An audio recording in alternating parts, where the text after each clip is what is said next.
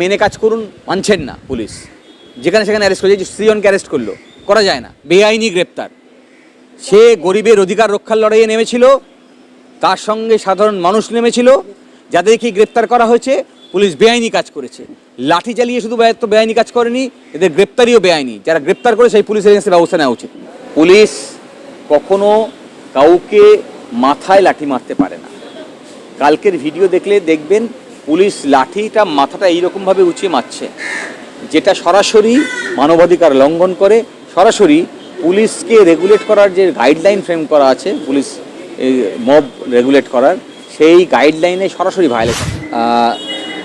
এই সরকার তৈরি হওয়ার পরেই, যদিও অ্যাসেম্বলি ইলেকশন, জানি আমরা রেল কেন্দ্র সরকারের অধীন, কিন্তু তারপরেও দেখছি এই ডাবল ইঞ্জিন সরকার আসার পর থেকে উচ্ছেদ শুরু হয়েছে।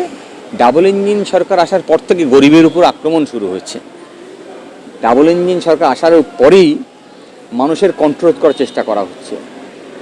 ফলে বুঝতেই পাচ্ছেন যে আসলে যারা আইনের শাসন প্রতিষ্ঠা করার দায় ঘাড়ে নিয়েছিল, আইনের শপথ নিয়ে, তারা প্রতিনিয়ত আইনকে ভঙ্গ করছেন।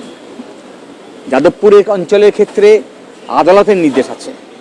আদালত নির্দেশ দিয়েছে 1988 সালে যে পুনর্বাসন ছাড়া কোনো উচ্ছেদ হবে না। এবং সেই পুনর্বাসন, যেহেতু এই অঞ্চলের লোকেরা ছোটো ছোটো ব্যবসা করে, তাই আদালত নির্দেশ দিয়েছে তাদেরকে কমার্শিয়াল প্লট দিতে হবে, যেটা সমগোত্রীয় হবে, একই রকম ভ্যালু থাকবে তার। অথচ সেই পুনর্বাসন না করেই এই উচ্ছেদ হলো। এবং এখানে খুব গুরুত্বপূর্ণ বিষয় হচ্ছে যে এই আদালতের নির্দেশের পর এই নির্দেশ ভঙ্গ করে রেল তখন কন্টেম্পট পিটিশন জারি হয়। কন্টেম্পট পিটিশন ফাইল হওয়ার পরে সেখানে রেল এসে আন্ডারটেকিং দেয় যে আমরা পুনর্বাসন না করে আমরা উচ্ছেদ করব না। তারপরও কিন্তু উচ্ছেদ হয়েছে। ফলে খুব পরিষ্কার আমাদের কাছে যে এরা আইনের শাসন মানে না, এরা দেশের আইন মানে না, এরা ওই হাজার হাজার পুলিশ দিয়ে গরিবের পেটে লাথি মারার জন্যে সব রকম পরিকল্পনা করছে এবং আগামী দিনে করবে। ফলে সাধারণ মানুষকে তাদের দায়িত্ব নিতে হবে যে এই গরিবের অধিকার রক্ষার লড়াইতে সাথে সকলে সামিল হয়। এই লড়াইটা একা কারণ নয়। প্রশ্ন উঠছে যে কেন আপনি রেলের জায়গা দখল করে ব্যবসা করছেন, সঙ্গত প্রশ্ন, কিন্তু যাদের যে রাষ্ট্রের দায়িত্বে থাকে তার দায়িত্ব হচ্ছে সকলের জন্য কাজ নিশ্চিত করা। বস্তি কেন গড়ে ওঠে? বস্তি গড়ে ওঠে তো গ্রামের লোক কাজ পায় না বলে, তারা শহর অঞ্চলে আসে বা শহরতলিতে আসে কাজের সন্ধানে, সেখানে তারা বস্তি গড়ে তোলে। তাহলে সেখানে যে জায়গা পেয়েছে, মাথার উপরে একটা ছাদ করে তারা ওখানে বাস করছে এবং শহরেই তো সার্ভিস দিচ্ছে। তাহলে যখন আপনি বলছেন যে আপনার রেলের পরিষেবা থেকে ব্যাহত হচ্ছে আপনার রেলের জায়গা দখল করার জন্যে, তখন আপনি ভুলে যাচ্ছেন যে আপনার বাড়িতে যে মেড সার্ভেন্ট কাজ করতে আসছে, আপনার বাড়িতে সকালে যে সবজিটা যাচ্ছে, আপনার বাড়িতে সকালে যে মাছটা যাচ্ছে, সেটা ওই ছোটো ছোটো দোকান থেকেই যাচ্ছে, বা ওই ছোটো ছোটো বস্তিতে যারা বাস করে তারাই ওখানে যাচ্ছে, আপনার জন্য শহরে রিক্সা চালাচ্ছে বা অটো চালাচ্ছে। ফলে শহরের মধ্যে যে মিনিমাম পরিষেবা যা আপনার কাছে পৌঁছাচ্ছে, তা কিন্তু ওই বস্তিবাসীরাই পৌঁছাচ্ছে। যে বাজার আপনার কাছে পৌঁছাচ্ছে সেই বস্তিবাসীর বাজার থেকে পৌঁছাচ্ছে। ফলে যতদিন পর্যন্ত রাষ্ট্র সকলের জন্য কাজ নিশ্চিত না করছে, যতদিন পর্যন্ত এই সমস্ত রিহ্যাবিলিটেশন করে এই শহরের সমস্ত মানুষের জন্য বাজারের ব্যবস্থা করা হচ্ছে, ততদিন পর্যন্ত কিন্তু পরিষেবা ব্যাহত হচ্ছে না, বরং পরিষেবা পাচ্ছেন এই বস্তিবাসীর কাছ থেকে, এই গরিব মানুষের কাছ থেকে। পুলিশ কখনো কাউকে মাথায় লাঠি মারতে পারে না।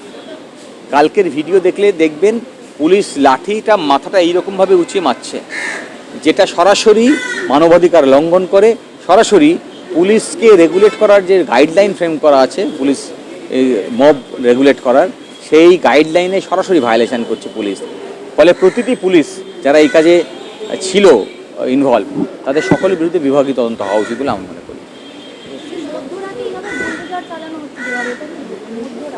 কারণ মোদীর সরকার, তারা বলেছে, শুভেন্দু সরকার, তারা বলেছে যে তারা যোগী আদিত্যনাথকে ফলো করবে। আর সেই যোগী আদিত্যনাথ, যার এই বুলডোজারের রাজনীতি সুপ্রিম কোর্ট খুব কড়া ভাষায় নিন্দা করেছে। তাহলে যে শাসনকে সুপ্রিম কোর্ট কড়া ভাষায় নিন্দা করছে, সেই শাসনকে অ্যাডাপ্ট করছে আমাদের রাজ্যের শুভেন্দু অধিকারী সরকার। ফলে বুঝেই নিতে হবে যে এরা না দেশের আইন মানে, না সুপ্রিম কোর্টের গাইডলাইন মানে, এরা হুইমজিক্যাল একটা সরকার পরিচালনার দায়িত্বে যারা আছে তারা হুইমজিক্যালি এই সরকার পরিচালনা করছে। ফলে এদের বিরুদ্ধে এই দেশের আইন এবং সংবিধানকে রক্ষার দায়িত্ব সাধারণ মানুষকেই নিতে হবে।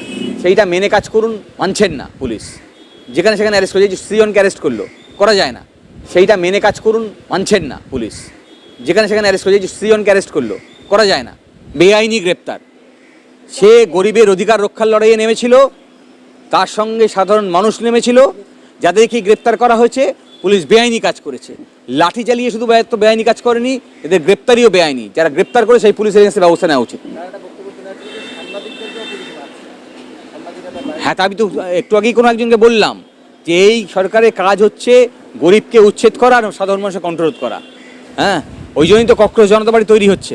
হ্যাঁ, মানে কক্রোচ জনতা পার্টি মানে আদারস, মানে এই ভাবনাটা কি, ভাবনাটা তো একই জায়গা থেকে আসছে, যে জুডিশিয়ারিও সত্যি কথা বলছে না, জুডিশিয়ারিও কন্ট্রোল করার চেষ্টা করছে, আরটিআই বন্ধ করার চেষ্টা করছে, এই তো অভিযোগ।